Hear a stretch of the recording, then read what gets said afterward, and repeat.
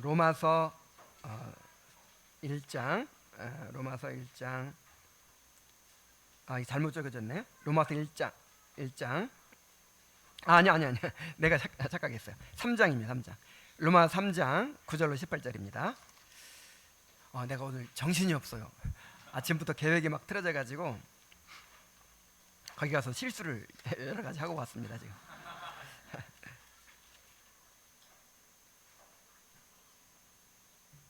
로마 3장 9절부터 18절까지. 자, 우리 함께 읽어볼까요?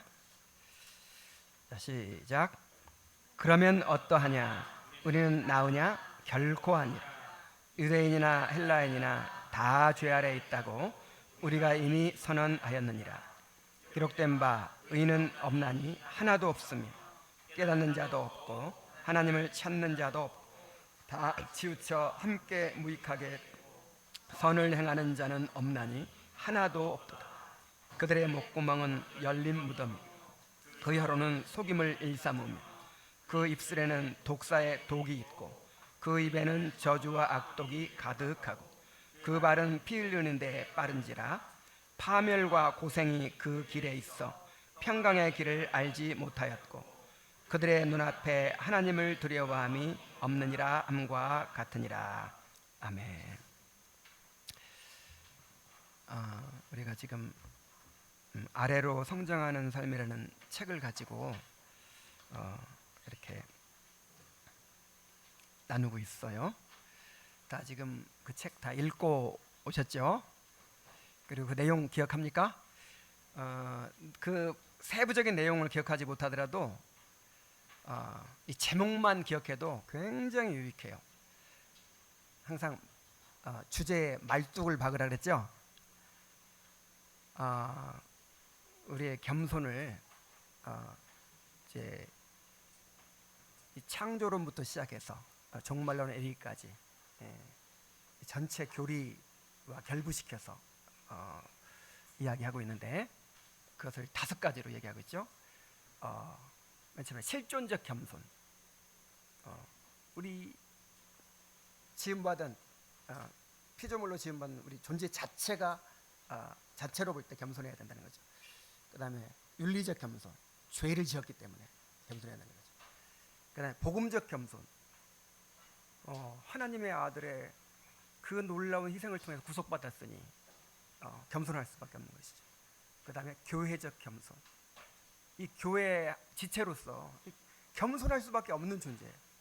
그 다음에 마지막으로 종말론적 겸손, 하나님의 심판이 있잖아요. 예수님께 다시 오실 것이고 심판하실 것이잖아요. 그래서 지금 이제 실존적 겸손에 대해서 얘기했고, 그 다음에 이제 도덕적 겸손은 3번째 마지막입니다. 도덕적 겸손 맨 처음에 뭐가 있었죠? 타락한 죄인들, 그 다음에 망상에 사로잡힌 죄인들, 그리고 오늘은 절망적인 죄인들입니다. 이 제목만 딱 기억하고 있어도 내용이 다 기억나요.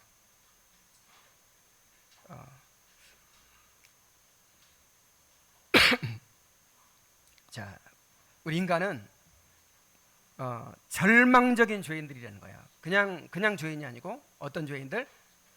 절망적인 죄인들. 오늘 그것을 다시 한번 확인하고 또 마음으로 깊이 느끼게 되시기 바랍니다. 그래서 제가 말씀드렸지만 이게 창조론부터 종말론까지 교리 공부도 되고요. 아니 이게 이 기독교 신앙을 처음 알기 원하는 사람들에게 또 좋은 신앙의 입문서도 된다고 생각을 해요. 오늘 말씀 잘 들으면 왜 구원이 필요하고 왜 예수님이 필요한지 깨닫게 될 것입니다.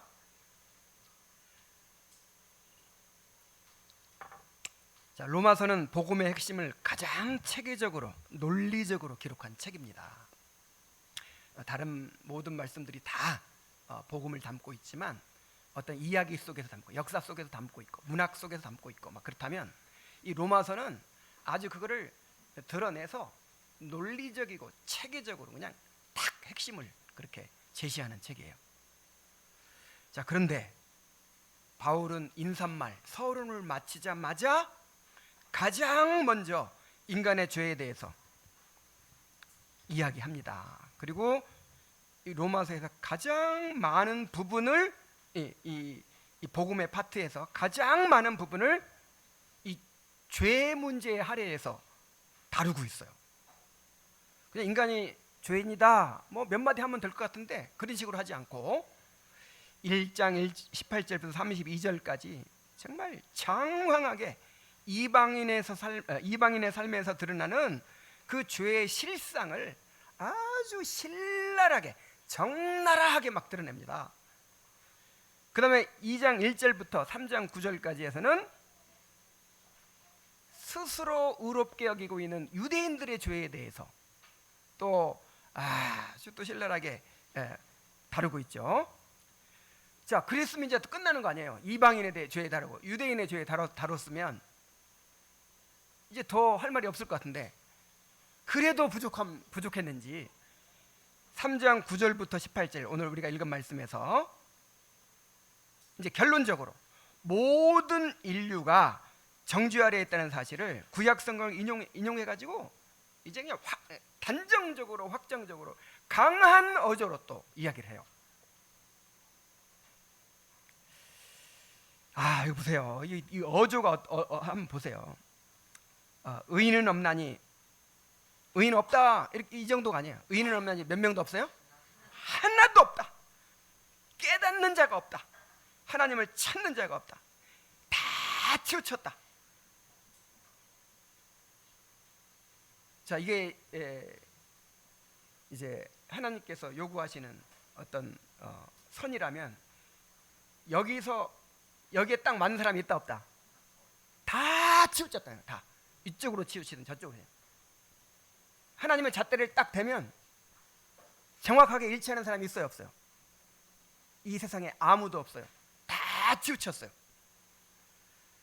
그래서 다 무익하게 되었다. 하나님 앞에 쓸모없는 자들이 되었다. 선을 행하는 자는 없나니 몇 명도 없다? 하나도 없다. 그래도 몇 명은 있을 줄 알았는데 하나도 없다. 그리고 다음에 나오는 내용은 흡사 뭘 상상하게 되냐면요, 칼빈은 썩은 생선이라고도 비유하기도 했고 또 시체에 또 많이 비유해. 시체. 여러분, 사람이 죽어가지고 그냥 이렇게 오래 됐다고 생각해 봅시다. 그 시체의 상태가 어떻겠어요? 막 부패했겠죠. 근데 뱃속에 막 이렇게 불룩해서 그 안에서 막 뭐가 들어있죠. 그래가지고 이런 입이나 막 이런 데로 막 뭐가 나와요. 막 그 썩은 그것들이 막 컬컬 쏟아져요. 누르면 막 나와요. 인간의 모습이 이렇다는 거예요. 보세요. 그들의 목구멍은 뭐다? 열린 무덤이다. 온갖 시체를 넣어서 막 썩어가고 있는. 그럼 입만 열면 독사의 독이 나온다는 거예요. 혀로는 속임을 일삼으며 그 입술에는 독사의 독이 있고 그 입에는 저주와 악독이 가득하고 그 발은 피 흘리는 데 빠는지라. 죄 짓는 방향으로 항상 휩쓸리게 돼 있죠. 그래서 그 인생이 파멸과 고생이 그 길에 있어서 평강의 길을 알지 못하고 그들의 눈앞에는 하나님을 두려움이 없다. 그래서 인간은 한 사람도 예외 없이 완전히 부패해서 그 안에서 온갖 악하고 추한 죄만 흘러나오는 전혀 소망이 없는 존재라는 거예요. 인간이. 자, 바울이 왜 이처럼 철저하고도 집요하게 인간의 죄를 폭로할까요? 자, 왜 이렇게까지 해야 될까요? 그냥 인간은 죄인이다 이렇게만 해도 다 알아들을 텐데 왜 이렇게 또 반복하고 철저하게 그냥 이렇게 강한 어조로 이렇게 많은 분량을 할애해가지고 이렇게까지 이야기해야 될까요? 이 복음을 요약한 책인데. 그 이유는 인간은 지극히 교만하여 스스로를 의롭게 여기기 때문입니다.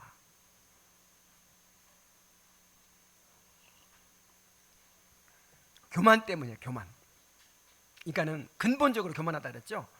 아주 교만한 존재예요. 그래서 나는 괜찮은 사람이라고 생각해요. 다 그렇게 생각하고 살죠. 뭐 가진 거 아무것도 없고 뭐 내놓을 거 아무것도 없어도 그래도 나는 뭐 이게 있어. 그래도 나는 뭔가 달라. 다르긴 뭐가 달라.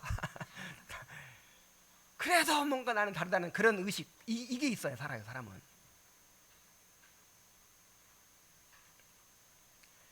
그래서 구원받으려면 내가 주인임을 인정하고 하나님께 굴복해야 되잖아요. 이게 안 되는 거야. 이게.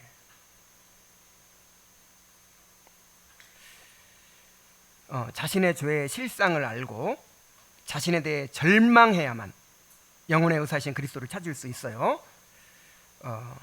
근데 이제 이렇게 되기가 너무 힘들어요. 이거는 인간의 힘으로는 불가능해요. 불가능. 인간은 그만큼 교만한 존재.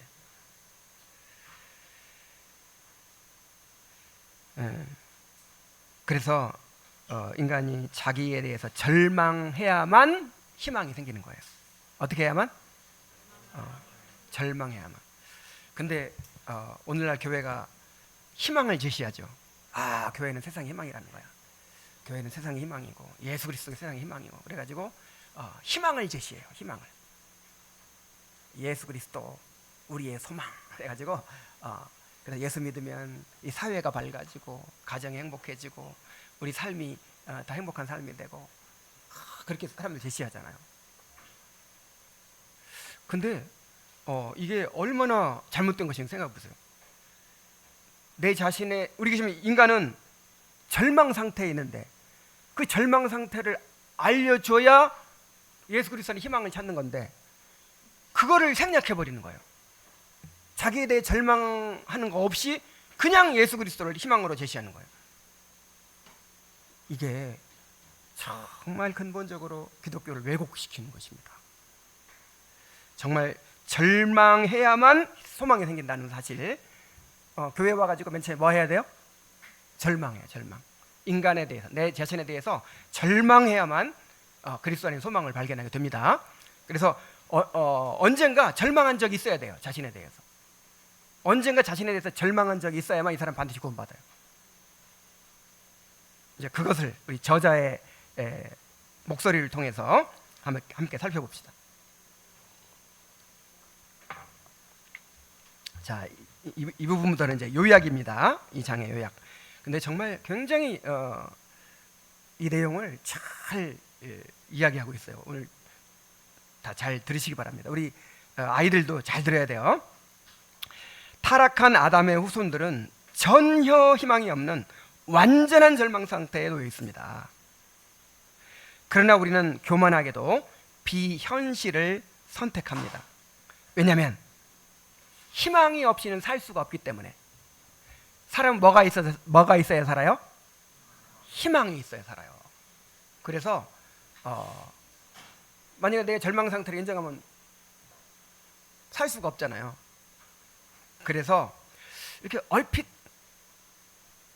절망적인 상황을 이렇게 인식하기도 하지만 애써서 그걸 부인하고 우상숭배적인 희망으로 우리 자신을 속인다는 거예요. 우리 전편에 그 망상에 빠진 죄인들에서 우리 잘 살펴봤죠. 자, 우리는 절망적인 상태라는 참된 현실을 외면하려고 안간 힘을 쓴다.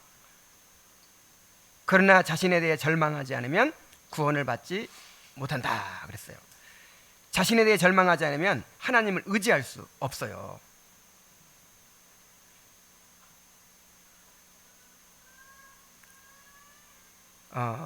그래서 이 우상숭배적인 희망이라는 게 뭐냐면 헛된 희망이라는 거죠. 헛된 희망. 정말 내 자신에 대해서 철저히 포기하고 그리스도를 의지해야 되는데 내 자신을 포기하지 않고 펄펄 살아가지고 내 의의를 가지고 나에게 있는 그런 자원을 가지고 내 문제를 해결해 보겠다, 행복을 찾아보겠다. 자, 이런 헛된 희망을 가지고 있는 거예요. 자, 그래서 겸손이라는 게 뭐냐? 겸손이라는 게 뭐냐? 우리의 부패 상태와 그로 인한 결과들로부터 우리 자신을 구원할 능력이 전혀 존재하지 않는다는 사실을 깨닫고 인정하게 되는 게 겸손이죠.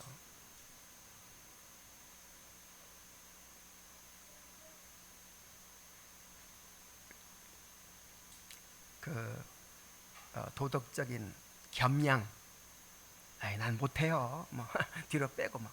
요게 겸손이 아니고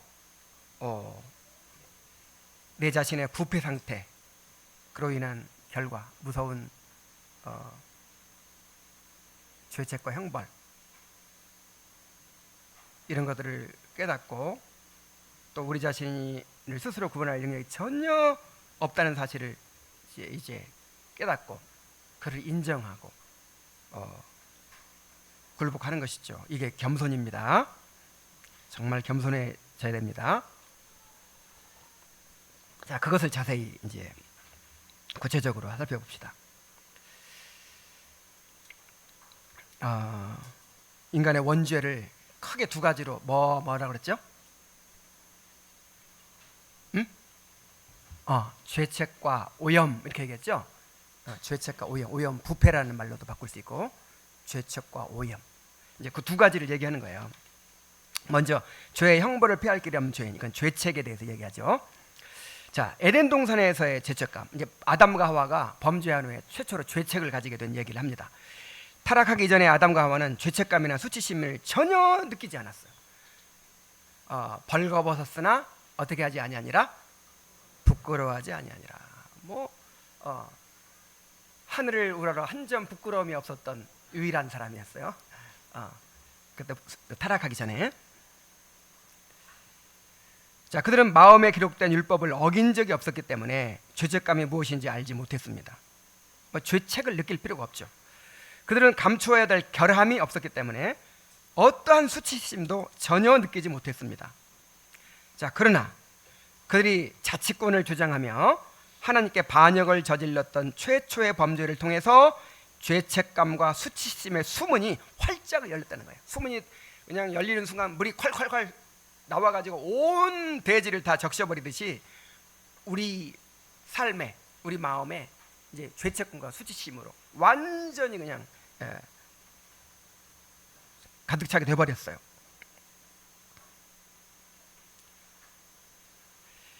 그들은 무화과 나무 잎을 엮어 자신의 몸을 가렸습니다. 그리고 하나님을 피해 숨었습니다. 자, 두 가지 행동. 맨 처음에 어떻게 하고? 가리고 숨어요. 이게 죄의 결과입니다. 자, 하나님의 형상을 지닌 아담과 하와는 하나님과 친밀한 교제를 나누기 위해서 창조되었죠. 그들은 항상 하나님과의 교제를 갈망했어요. 하나님을 즐거워했어요. 그러나 이제 죄를 범하고 나서 이 죄책감, 수치심, 자, 이것이 생겨가지고 자기를 가리고 그 다음에 하나님을 두려워해서 피하고 숨는 존재가 되었습니다. 그래서 그들이 무화과 나무 잎을 엮어서 자기를 가리는 거, 이게 참 의미가 있어요. 여기서는 뭐라고 얘기하냐면 피조물을 통하여 자신을 가린다 그랬죠. 우리 안에 이제 근본적으로 우리 마음 밑바닥에 뭐가 있어요? 죄책감이 있고 수치심이 있어요. 근데 이걸 뭘로 가려요? 피조물로 가려요. 돈 벌어가지고 그럴싸하게 살면서 내가 괜찮은 사람이다, 이걸 나타내려고 하죠. 좋은 차를 사고 명품 옷을 사고 그 다음에 그렇게 교양 있게 문화생활 즐기고 막 이런 거 하면서, 그리고 적당히 자선 사업도 하고 남 도와주기도 하면서, 그러면서 내가 괜찮은 사람인 것처럼 이런 피조물을 통해서 나를 끊임없이 가려요. 지난번에 전부 가리고 왔잖아요 지금.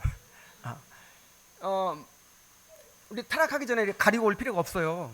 하나님께 창조하신 그 모습 그 자체가 가장 아름다웠기 때문에, 영광스러웠기 때문에 지금 다 가리고 온 것부터가 벌써 지금 수치심을 가지고 있다는 증거예요. 이게 몸만 수치심을 느낀 게 아니라 우리 인격에 대해서 수치심을 다 가지고 있어요. 죄책감을 다 가지고 있어요.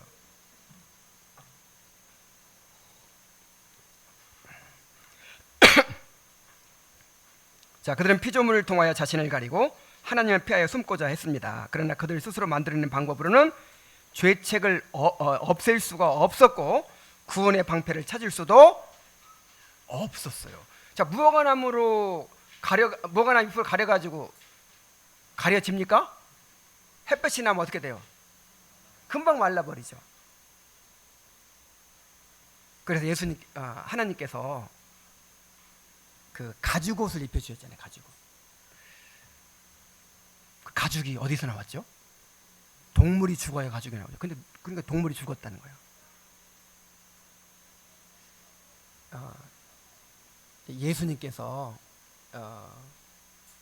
우리의 대속물이 되셔서 우리의 이 죄를 가리워 주신 거예요. 그거를 이제 보여주는 모형이죠. 자, 이제 이렇게 아담이 타락하고 범죄하고 죄책감을 가지게 된 이후로, 자, 모든 인간에게 이것이 이제 전가됐다는 거예요. 우리 안에도 죄책이 있어요. 모든 사람이 죄를 범하였으며 하나님의 영광에 이르지 못하더니 그랬죠. 자, 누가 죄를 범했다? 모든 사람이 죄를 범했다. 이 말은 두 가지 의미가 있어요. 첫 번째로는 아담의 범죄에 우리가 가담했다는 거예요. 아담이 하나님과 언약을 맺을 때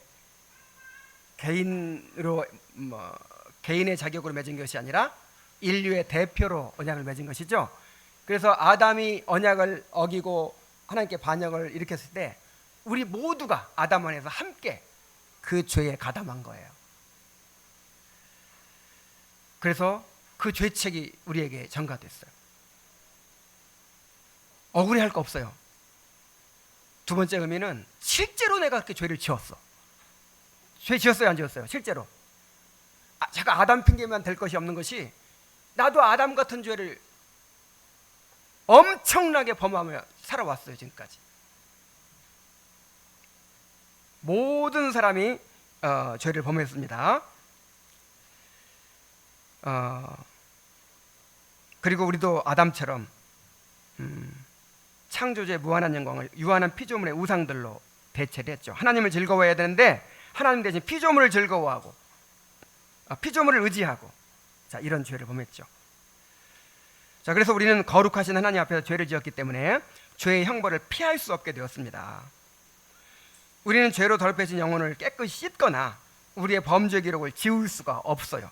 우리는 직관적으로 이 사실을 알고 있으며 아무리 무딘 양심을 가진 사람도 때때로 죄책감과 수치심을 느끼면서 깜짝깜짝 놀라지 않을 수 없어요. 이게 실존적으로, 이거 뭐 교회 안 다녀도 누구나 가지는 그런 의식입니다. 그래서 이전에 전장에서 하나님을 의식하는 것도 이게 일반 은혜에 속하는 거라 그랬죠. 교회 안 다녀도 모든 사람에게 하나님 아는 지식이 있듯이 교회 안 다녀도 내가 죄인이라는 사실, 이거는요 일반 은혜에 속한 거예요. 물론 이제 그 성령께서 역사하시면 더 깊이 알게 되지만 내가 죄인이라는 거, 이 정도는 알아요, 몰라요? 그 지난번에 나왔잖아요, 1장에서 사형에 해당하는 것을 알면서도 자기들만 행할 뿐 아니라 다른 사람이 행하는 걸 옳다 하느니라 그랬잖아요. 알아요. 야, 나 참 죽일 놈이야, 이거 알아요. 이렇게 무의식적으로 느끼며 살아요.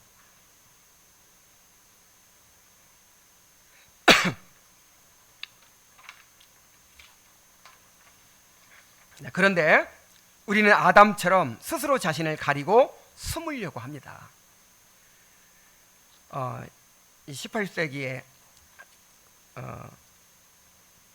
미국에서 이 장로교회 목사였고 그다음에 대각성 운동 때 큰 역할을 했던 세뮤얼 데이비스라는 분이 계신데 그분의 글을 인용합니다. 자, 한번 봅시다. 자, 우리는 우리 자신과 달갑지 않은 의무들에 관한 의식, 우리 죄와 위험에 관한 발견, 하나님의 율법 아래 정죄된 우리의 비참한 상태와 같은 자아에 관한 진실을 조심스럽게 회피하려고 애쓴다. 그런 진실이 강력한 기세로 뇌리에 떠오르면 우리는 그것이 들어올 수 있는 마음의 통로를 모조리 틀어막으려고 안간힘을 쓰고 죄의식을 일깨우는 수단들을 회피하려고 노력한다. 마음속에서 모든 것이 좋지 않아, 나는 영원한 세상에 들어갈 준비가 되어 있지 않아, 만약 이 상태로 죽게 되면 영원히 멸망할 거야. 자, 이런 생각들이 있어요, 없어요? 지옥이 있다고 하는데 내가 죽으면 지옥 가게 될지 몰라, 이런 생각 안 해요?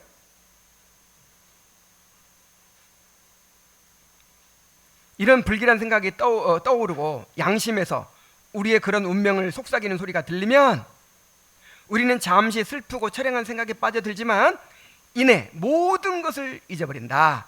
다시 말해, 우리는 의도적으로 그런 생각을 떨쳐버리고 이전처럼 별로 심각하지 않은 척 평온을 되찾는다.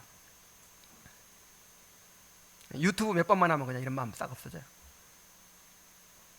이 죄책감의 빛은 죄인의 눈을 고통스럽게 하는 섬광이다.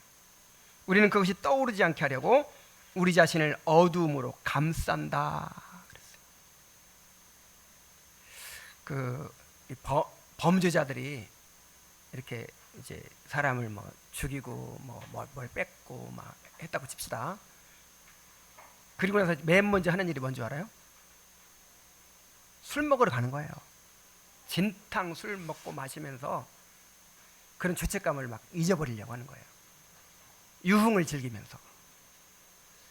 죄책감이 없을까요? 전쟁만 참여하고 와도요, 그 전쟁에서 합법적으로 죽인 거잖아요. 그래도 내가 사람을 죽였다는 그 트라우마가 정말 무섭대요. 전쟁터만 갔다 와도. 근데 그런 범죄자들이 범죄를 저지르고 나서 마음이 평안할까요?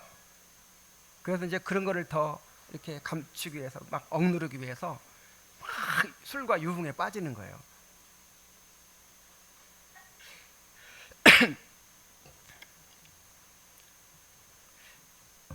자, 이렇게 우리 모든 사람들이 그렇게 내 안에 있는 죄책감, 이거를 막 이렇게 바깥으로 막 이렇게 스며 나오는 그런 죄책감, 이런 거를 애써서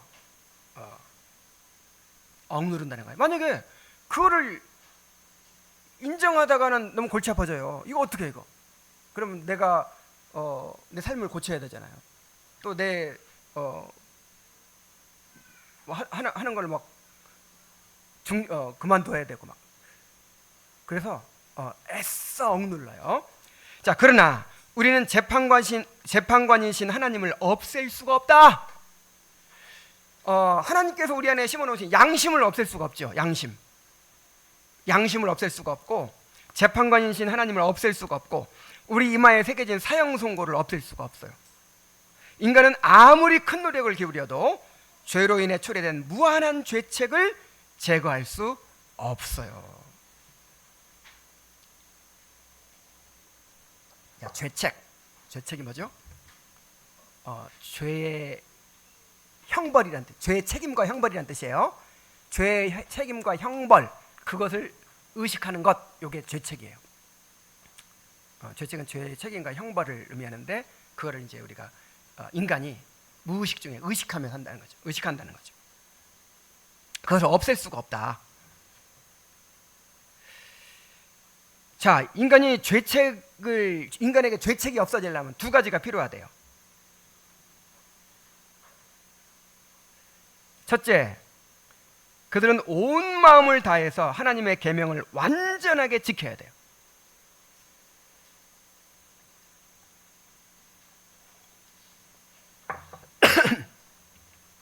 자, 그러면 교회 안 다니는 사람은 하나님의 계명 모르니까 어떻게 해요? 로마서 2장에 있잖아요. 교회 안 다니는 사람도 마음에 뭐가 새겨져 있다? 율법이 새겨져 있다. 지금 타락해서 그게 좀 기능이 좀 파괴돼서 그렇지, 모든 사람의 마음속에 하나님께서 율법을 심어주셨어요. 그래서 옳고 그른 걸 알아요, 몰라요? 사람 죽이면 안 된다는 거 알아요, 몰라요? 거짓말하면 잘못이라는 거 알아요, 몰라요? 다 알아요. 간음하면 안 된다는 거 알아요, 몰라요? 다 알아요. 이게 다 마음에 있단 말이에요. 그래서 하나님을 모르더라도, 교회 안 다니더라도 자기 마음에 새겨진 율법대로 완전하게 사는 사람이 있어요, 없어요? 없어요. 다, 누구나가 다 자기 양심의 가책을 느끼고 있어요. 내가 부모에게 완전하게 효도했나요? 그렇게 말할 수 있는 사람이 있어요? 내가 이만큼도 양심이 어긋나지 않게 다 행동했나요? 그러니까 내 기준에 봐서도, 내 마음에 새겨진 율법의 기준으로 봐서도 완전한 사람이 아무도 없다 이 말이죠. 그리고 둘째는 설령 그렇게 완전하게 지켰다 하더라도 지금까지 자기들이 저지른 모든 죄에 대해서 완벽하게 보상을 해야 돼요. 자, 그러나 우리와 같은 부패한 피조물은 절대로 하나님께 완전한 순종을 할 수가 없고요. 심지어 지금부터 완전하게 순종한다고 하더라도 과거의 죄로 인해 초래된 죄책과 형벌을 완전히 지워서 없앨 수가 없어요.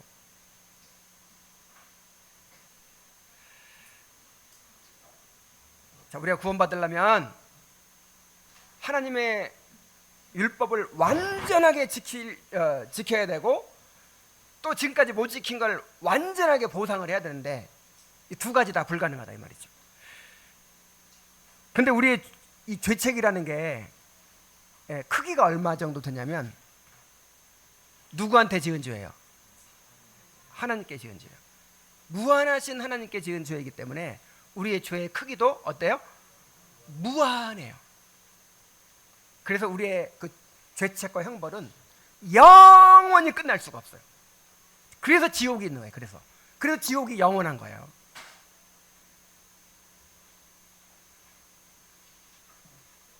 자, 그 다음에 이 죄책의 문제를 생각할 때 인간은 절망 상태에 있다, 이걸 인정할 수밖에 없죠. 그 다음에 아까 원주가 죄책과도 뭐라 그랬어요? 오염, 부패. 이제 부패 얘기를 합니다. 우리가 이 죄책에서 벗어날 수 없을 뿐만 아니라 이 죄의 부패에서 벗어날 수가 없어요. 그래서 죄로 완전히 부패해가지고 그 죄에 사로잡혀 살아요. 이걸 이제 죄의 권세라고도 합니다. 그래서 인간은 이 죄의 노예예요, 노예. 죄를 짓지 않을 수가 없다는 거예요. 자, 우리는 아담의 죄책을 물려받았을 뿐 아니라 그로 인해 완전히 부패했습니다. 허물과 죄로 죽었던 너희라는 말씀대로 우리는 아담 안에서 영적으로 완전히 죽었습니다. 부패한 피조물인 우리는 영적으로 상처를 입었거나 질병을 앓는 정도가 아니라 완전히 죽었어요. 우리는 그 죽음으로 인해 전적으로 무능력해졌습니다. 그러니까 이 죄가 우리를 지배하기 때문에 우리가 죄에 대해서 아무런 힘이 없다는 거죠. 대항할 수가 없다는 거죠. 자, 죽은 자는 아무것도 할 수 없듯이 우리는 영적으로 죽어서 아무것도 할 수 없는 상태가 되고 말았다. 우리는 하나님을 구하거나 그분께 순종하거나 그분의 말씀을 믿을 능력이 있어요, 없어요? 없어요. 영적으로 말하면 우리는 썩어 없어질 시체일 뿐이다 그랬죠. 썩어 없어질 시체예요, 영적으로 볼 때. 관 속에 누워있는 생명 없는 육체처럼 우리는 우리 자신을 되살리기 위해 아무것도 할 수 없어요. 그래서 로마서 3장 10절 12절 의인은 없나니 하나도 없으며 깨닫는 자도 없고 하나님을 찾는 자도 없고 다 치우쳐 무익하게 되고 선을 행하는 자는 없나니 하나도 없도다 라고 그렇게 선언한 것이죠. 우리는 죄로 인해 죽었기 때문에 죄 짓는 것 외에는 아무것도 할 수 없어요. 그러면 우리에게 자유의지가 있지 않는가, 이렇게 이제 반문할 수 있을 거예요. 자, 내가 죄를 지을 수밖에 없다고 하는데 내가 죄를 안 짓고자 노력할 수도 있고, 내가 꼭 이쪽 방향으로만 가는 게 아니라 이쪽 방향으로도 갈 수 있는 선택의 자유가 있지 않는가. 그렇잖아요. 내가 착하게 살고 싶은 마음도 있잖아요. 선을 행하고자 하는 마음도 있잖아요. 자, 그런데 문제는 영적으로 죽은 사람은 결코 하나님의 영광을 위해 그분의 뜻을 행하려는 진정한 마음을 가질 수가 없다는 거예요. 우리의 마음은 부패했기 때문에 하나님을 미워할 수밖에 없어요. 우리는 본성적으로 하나님을 적대시하기 때문에 우리의 뜻을 그분께 복종시킬 수가 없어요. 그래서 이걸 이제 루터는 노예의지라 그랬어요. 무슨 의지? 노예의지. 의지가 있어. 자유의지가 있는데 죄를 지을 수 있는 자유는 있는데 선을 행할 수 있는 자유는 없어. 그러니까 여러분, 자유를 우리가 되게 자유를 이렇게 오해를 하는 경우가 있어요. 여러분, 자유가 있죠? 그럼 하늘을 날 수 있어요? 하늘을 나는 자유가 있어요? 못 날잖아요. 그러니까 자유는 뭔가 이게 한계가 있는 거예요. 그래서 인간이 자유가 있는데 죄를 지을 자유, 그게 죄를 지을 자유지 선을 행할 자유가 없는 거예요. 이 죄인들은. 칼빈이 이렇게 말합니다. 의지가 죄에 속박된 상태이기 때문에 선을 행하기는커녕 선을 행하는 방향으로 움직일 수가 없다. 의지가 남아있긴 하지만 온통 죄를 향해 힘써 달려가는 성향뿐이다. 죄인들은 의지를 상실하지는 않았지만 의지의 건전성을 상실했다. 이렇게 설명을 했어요. 자, 다시 또 말하면 죄로 인한 우리의 문제는 의지력이 없는 것이 아니라 우리의 의지가 하나님을 극도로 싫어하는 애정에 의해 지배받는 것에 있다는 것입니다. 우리는 갈망하는 대로 행할 자유가 있지만 교만하고 반항적인 상태에서는 하나님을 진정으로 갈망할 수가 없어요. 따라서 우리는 하나님께 가려고 하지도 않고 갈 수도 없습니다. 그래서 로마서 8장 7절로 8절에 오면 육신 위에 있는 자들은 하나님의 법에 순종하지 않을 뿐 아니라 할 수도 없습니다. 그러니까 그런 갈망도 없고 의지도 없다, 그 뜻이에요. 그러니까 여러분, 인간은요 하나님을 사랑하고 하나님의 뜻에 따라 살고자 하는 마음도 없고 복종하지 않을 뿐만 아니라 또 그렇게 할 수도 없어. 능력도 없어. 의지도 없고 능력도 없어. 그래서 아예 단언합니다. 단언. 육신에 있는 자들은 하나님을 기쁘시게 할 수 없느니라. 불가능하다. 자연인은 하나님을 기쁘시게 하는 것이 불가능하다. 단언을 하는 거예요. 자, 이 전적으로 부패한 인간의 모습을 더 보면 이것이 죄 가운데 있는 우리의 절망적인 상태입니다. 노력은 할 수 있지만 죄의 속박에서 벗어날 능력이 없어요. 영혼의 모든 기능이 단단히 속박되어 있어요. 악한 거짓말이 우리의 이성을 지배해요. 자, 이성이 오염됐다는 거예요. 이성이 부패했어요. 자, 우리는 하나님을 경외하기를 거부한 탓에 참된 지식과 지혜를 잃어버렸습니다. 그 다음에 악한 가치가 우리의 감정을 지배해요. 자, 또 뭐가 부패했어요? 감정이. 그래서 우리는 하나님을 우리의 가장 큰 보화로 여기지 않고 피조물을 즐거워합니다. 사람은 자기 애정하는 것에 지배를 받게 되어 있는데 하나님을 애정해야 하나님을 따르죠. 근데 하나님을 애정해요? 하나님은 피하고 싶어. 하나님은 본능적으로 피하고 싶고 이 피조물을 하나님 대신 즐거워하고 낙을 거기다 두고 산단 말이에요. 그 다음에 악한 선택이 우리의 의지를 지배한다. 또 뭐가 부패했어요? 의지가. 우리를 다스리는 하나님의 권위를 거부하고 우리의 길을 고집합니다. 그러니까 우리의 지성과 감정과 의지, 전 인격이 속속들이 부패했다는 거예요. 그래서 우리의 동기, 목적, 우리의 감정, 우리의 의도, 우리의 어떤 갈망, 이것들이 다 다 부패해 있어요. 그래서 이걸 전적 타락 이렇게 부르는 거예요. 전적 타락, 전적 부패. 악마 같은 교만이 우리의 인격 전체를 강력하게 사로잡고 있습니다.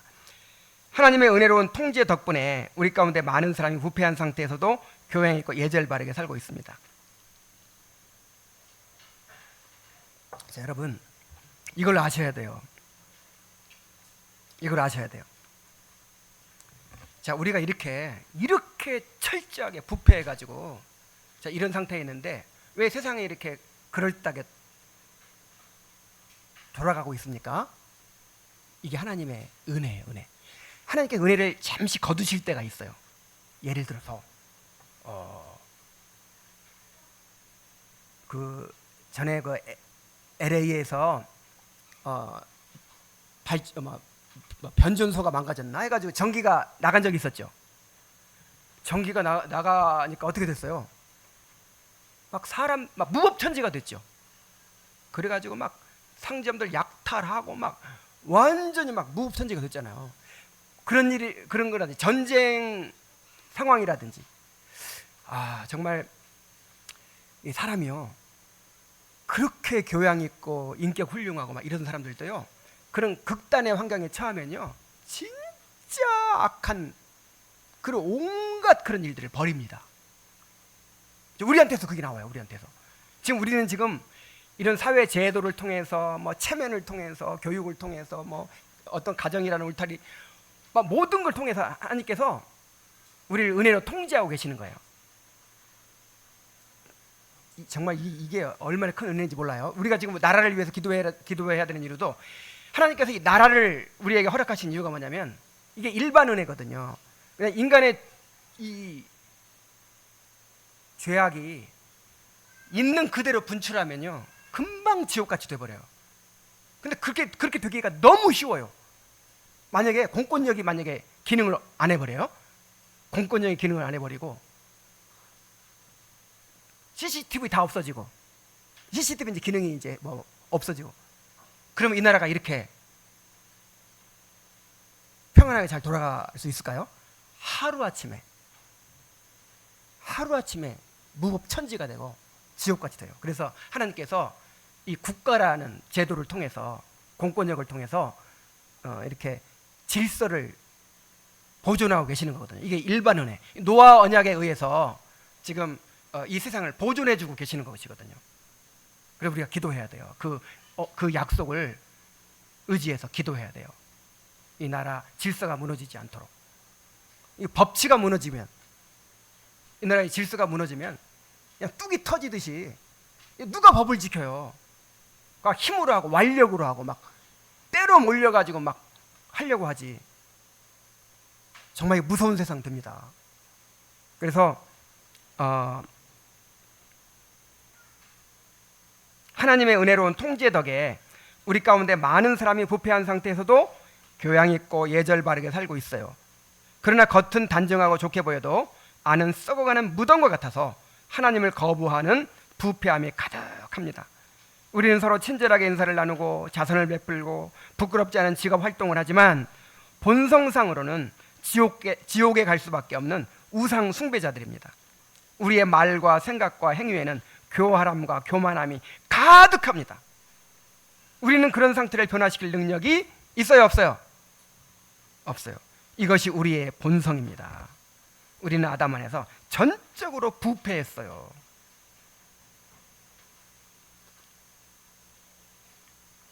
자, 여기서 자꾸 우리 그러죠? 자, 불신자들, 세상에 있는 사람들 그런 얘기 하면 좋겠는데 자꾸 우리가 그렇다는 거예요. 우리는 예수 믿고 있는데 예수 믿고 있어도 본성은 그래요. 우리는 지금 의롭다함을 받은 죄인들이에요. 우리의 본성은 죄인이에요, 여전히. 우리 본성이 이렇다는 걸 우리가 인정해야 겸손해진다니까요. 예수 믿어가지고 내가 지금 훌륭해진 게 아니에요. 단지 예수 그리스도의 의를 전가받아서 법적으로 신분적으로 우리가 하나님 앞에 의롭다함을 받는 것이지 우리의 본성 자체는 이렇게 악하다는 것을 인정해야 겸손해진다니까요.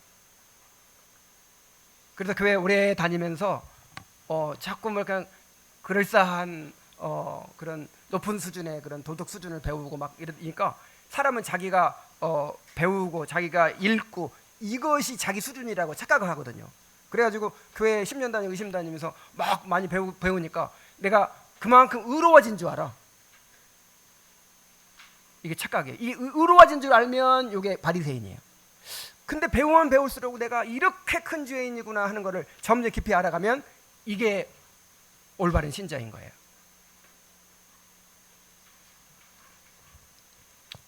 자, 우리에게 희망이 있을까?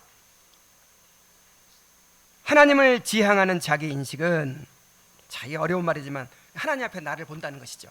하나님 앞에 나를 보면 절망적인 상태에 놓여 있는 우리의 처지를 분명하게 알 수 있죠. 하나님의 무한한 영광 앞에서 우리 자신을 바라보면 그분을 거역함으로써 우리로서는 도저히 갚을 수 없는 무한한 빚을 졌다는 사실을 깨달을 수 있습니다. 우리는 완전히 정죄되어 영원한 죽음을 피할 수 없는 절망적인 상태에 있습니다. 하나님의 완전한 속성들에 우리 자신을 비춰보면 우리의 가장 훌륭한 행위조차도 진노의 심판을 받을 수밖에 없고 우리가 마땅히 해야 할 행위를 단 한 가지도 행할 능력이 없다는 것을 확연하게 알 수 있습니다. 우리는 완전히 부패해서 죄에 단단히 속박된 상태입니다. 자, 그러니까 지금까지 뭔 얘기를 계속했어요? 우리 가지고 있는 원죄, 죄책과 오염, 죄책과 오염 얘기를 한 거예요. 지금 아담으로부터 전가받은 죄책, 그리고 아담으로부터 유전받은 부패, 오염. 자, 이것이 우리를 절망 상태로 만들었다 이 말이에요. 자, 이제 결론입니다. 아담 안에서 절망적인 상태로 전락한 사실에 대해 크게 낙담해 본 적이 있는가? 여러분, 교회 나와서 야, 내가 이렇게 죄인이구나, 자기의 죄를 깊이 깨닫고 자기 자신에 대해서 절망해 본 적이 있습니까? 자기 자신이나 창조된 것들을 통해서는 죄의 형벌과 권세로부터 자유롭게 될 길이 없다는 것을 깨닫고 절망을 느껴본 적이 있는가? 우리는 우리가 아담 안에서 얼마나 큰 공경에 처해 있는지를 옳게 이해하지 못합니다. 그러나 이런 현실이 우리의 영혼을 더욱 강력하게 짓누를수록 우리의 영혼은 더욱 낮아지게 됩니다. 그래서 이걸 깨달아야 겸손해진다 이 말이에요. 이걸 깨달아요. 그래서 성경이 말하는 겸손은 죄를 깨닫고 자기가 이 죄책과 오염으로 인해서 정말 하나님 앞에서 절망 상태에 있다는 거, 요거 깨닫는 게 겸손이에요. 요거 깨닫는 게. 그게 이제 심령이 가난한 자가 되는 것이고 상한 심령이 되는 것이고.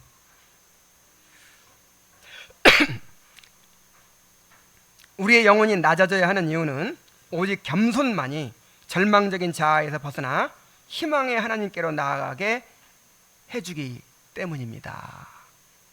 하나님 어떤 사람을 구원하세요? 겸손한 자를 구원하십니다. 어떤 사람을? 겸손한 자. 겸손한 자가 어떤 사람이에요? 자기에 대해 절망한 사람.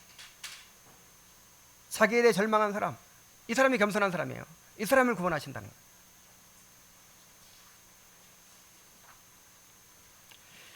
자, 근데 어떻게 우리가 이런 상태가 될 수 있어요? 사람들이 원래 교만한데, 그 사람의 교만은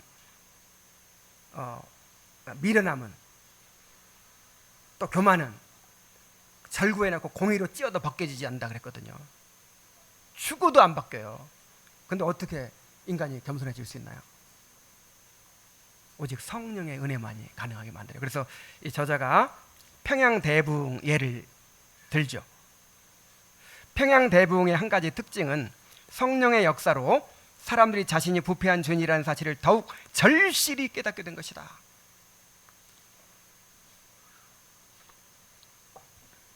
자, 그래서 한 선교사의 증언을 소개합니다. 기도가 계속되면서 죄를 슬퍼하고 애통하는 영이 모두에게 임했다. 한쪽에서 어떤 사람이 울기 시작하자 곧 모두가 울었다. 한 사람이 일어나서 죄를 고백하며 크게 울음을 떠뜨렸고 죄책으로 인한 괴로움을 주체하지 못한 채 바닥에 엎드려 주먹으로 바닥을 꽝꽝 내리쳤다.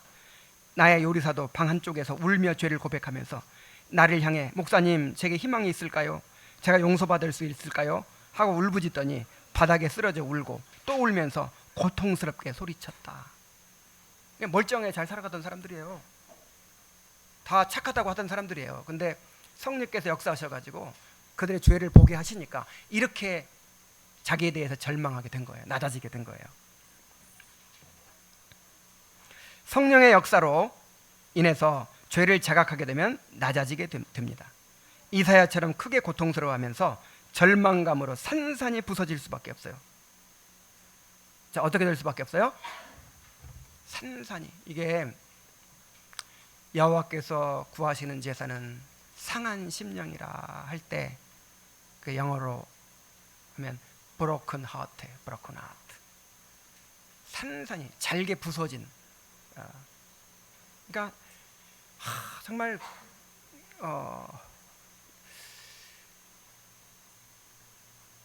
여러분 그런 경험도 있잖아요.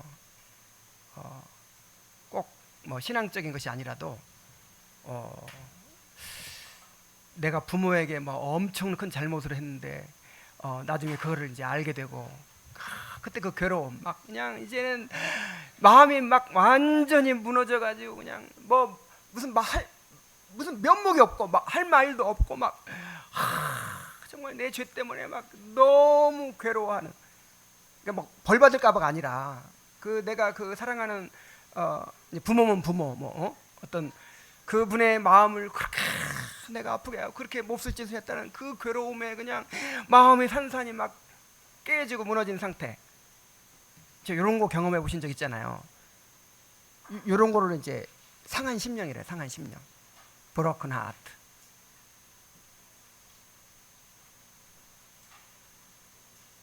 그 이사야가 이걸 경험했다는. 이사야가 하나님 앞에서 화로다 나여 죽게 되었도다. 이사야만이 아니라 모든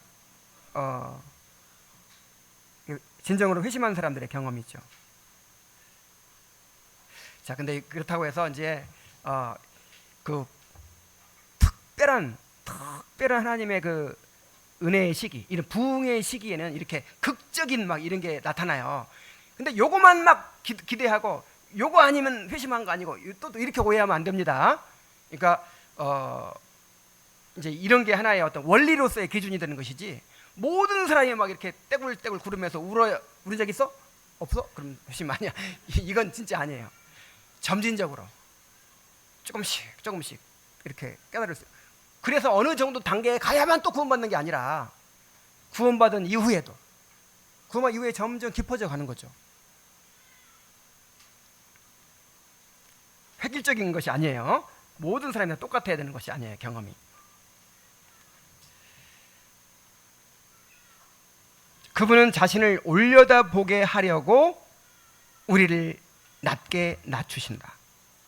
그분은 우리의 교만을 낮춰 자기를 온전히 의지하게 하신다 그랬죠.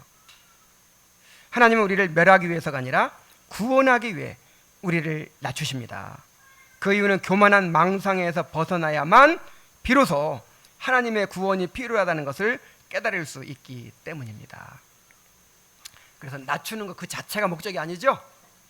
높이기 위해서 낮추시는 거예요. 높이기 위해서. 병원에서 맨 처음에 가면 소망을 줘요, 절망을 줘요? 병원에 갔는데 다 좋은 말만 해. 당신 오래 살 수 있어요. 괜찮아요. 아무것도 아니에요. 내가 혹이 나가지고 여기 가슴에 갈비뼈에 혹이 나가지고 큰 병원에 가보려고 갔더니 이거 별거 아니에요. 한 1년쯤 지켜봅시다. 그래 별거 아닌 줄 알고 막 살았지. 그런데 자꾸 커지는 거야 이게. 그래가지고 1년 후에 오라 그랬으니까 1년 후에 갔더니 왜 인제 왔냐고. 암이라고. 그래가지고 그냥 갈비뼈 3개를 잘라냈잖아요. 처음에 갔을 때 심각하게 절망을 줬어야지. 그래야 희망이 생기는 거죠. 교회 오면 먼저 하나님 앞에서 절망부터 해야 돼요. 절망부터. 그래야 진짜 그리스도 안에는 희망을 소유하게 될 줄로 믿습니다. 이런 은혜를 우리에게 달라고 기도해야 돼요. 정말 우리 자신의 이 죄책과 부패함을 깊이 깨달아서 자신에 대해 절망해야 이제 그리스도께 굴복하게 돼요. 그렇게 해서 정말 우리 자녀들이 회심하게 해달라고, 또 우리 영혼들이 회심하게 해달라고 기도하고, 또 이미 회심한 사람들도, 그러니까 죄를 얼만큼 깨달아야 구원이냐, 요걸 어떤 기준을 정해가지고 한 요 정도 돼야 된다, 이거는 진짜 잘못된 거예요. 사람에 따라 다 달라요. 조나단 에드워즈는 어떻게 구원받았죠? 회심했죠? 하나님의 영광에 사로잡혀서 회심했어요. 디모데전서, 그 말씀이 갑자기 기억이 안 나네. 모든 영광이 하나님께 세세토록 있을지어다, 이 말씀에 이야, 그 하나님의 영광을 바라보면서 회심을 했잖아요. 그리고 회심한 이후에 점점 자신의 죄를 깊이 깨달아가는 거예요. 이게 단순간에 꼭 이런 것만 생각할 것이 아니라, 회심했든 안 했든 우리가 하나님 앞에서 그렇게 자신의 죄를 깊이 깨달아가면서 겸손해져야 되는 것입니다. 이런 은혜를 주시기를 바랍니다. 기도하겠습니다. 하나님 아버지, 인간은 죄책과 부패로 말미암아 전혀 소망이 없는 존재입니다. 그런데 불쑥불쑥 마음에서 비집고 올라오는 그 죄책감, 수치감, 그리고 절망적인 생각들을, 피조물들을 의지해서 애써 감추고 숨기고 피하고 누르면서 그렇게 우상숭배적인 희망을 품고 살아갑니다. 막연히 정말 죽음으로 향해 달려가는 것을 뻔히 알면서도 애써 잊어버리는 척하면서 막연하게 희망을 품고 살아갑니다. 아버지 하나님, 이들의 갈 길은 무서운 지옥밖에 없습니다. 아버지 하나님, 이들이 하나님 앞에서 철저하게 자신에 대해 절망하고 그리스도 안에 소망을 붙들지 않다면, 아버지 하나님, 그 끝은 너무 두렵기만 합니다. 우리가 이렇게 되지 않도록 불쌍히 여겨 주시옵소서. 아버지 하나님, 우리와 우리 자녀들이 우리 자신이 안고 있는 이 절망적인 죄의 상태를 깊이 깨달아서 하나님 앞에서 겸손해지게 하시고 그리스도께 온전히 자신의 삶을 의탁하게 될 수 있도록 인도하여 주시옵소서. 그래야 그리스도 안에서 값없는 의와 또 평강과 희락을 선물로 누리게 될 수 있도록 인도하여 주옵소서. 예수님의 이름으로 기도하옵나이다. 아멘.